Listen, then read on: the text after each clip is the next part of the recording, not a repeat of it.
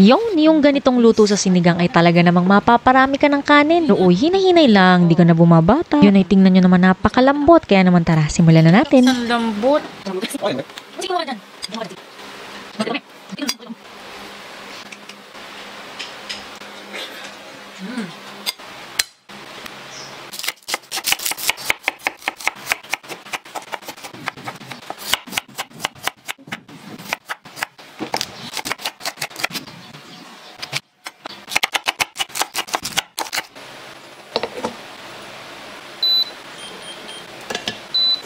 Cooking oil, onion.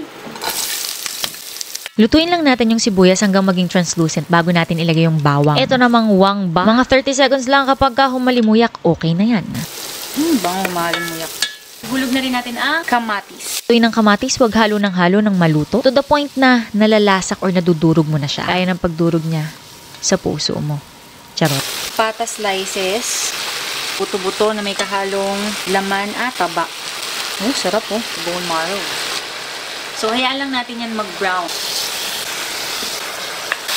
Haluin lang natin. Hayaan lang natin mag-render yung kanyang fat. Pata slice na bilang. Tingnan nyo naman, 1, 2, 3. Nabitin tuloy ako. Pati mga kasama ko. Sa sobrang sarap sinigang na to. And then, buong paminta. Ito pa lang, hinaluan ko na ng pampalasa. Asin at paminta. Siyempre, patis. Sabi nga nila, wag kang mainis. Mahal ang patis. Char. Fish sauce or patis. 3 tablespoons. Pwede naman natin mamayang habulan pa ng lasa. Ayan, medyo natuyo-tuyo na yung nilagay natin fish sauce. And nag-brown na yung ating pork. Ngayon naman ilalagay na natin yung tubig. Hot water to, oray. Dapat lubog yung ating pork. Sa puntong to ay magpapalambot tayo ng baboy. Mas maganda siguro kung ipe-pressure cooker para mas less yung oras na kakailanganin mo sa pagpapalambot. So ano nga bang gagawin natin? Mag-iintay gaya ng pagpapaintay niya sa'yo. Uy, charot lang. Ihulog na natin ang gulay. Pagsasabay-sabayin ko na yung sitaw, okra, labanos, sili, at tangkay ng kangkong.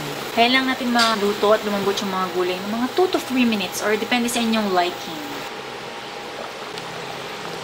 Bago ko ihulog yung kangkong, ilalagay ko na yung sinigang mix. Pinili ko yung may gabi para lumapot. Hindi ko siya ilalahat. Tatansyahin ko muna yung asim. Kayo, comment down below. Anong gusto nyo sa sinigang nyo? Yung maasim na maasim o yung hindi ganun kaasim?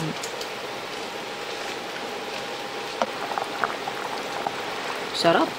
More sili. Matapang ka. Lagyan mo ng mas maraming sili. Kangkong. Naku, mabilis mauubos yung kangkong na yun. Tignan natin. Ayun, luto na.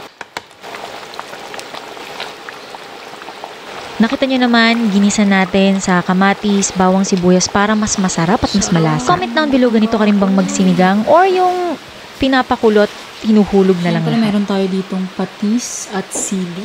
Pagpanggap, di talaga sa akin sa kapatid ko to. Green lang tayo magpanggap.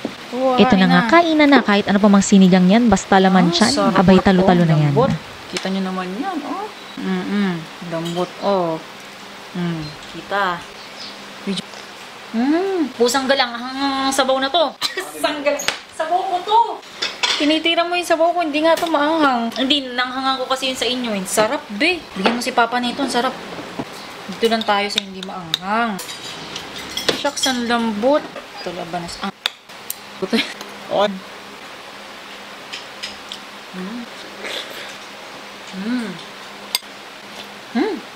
Tama-tama to sa mainit na panahon. Ako nga pala ang inyong kusinerang inhinyera, Jane Agustin Silvestre. See you in my next vlog.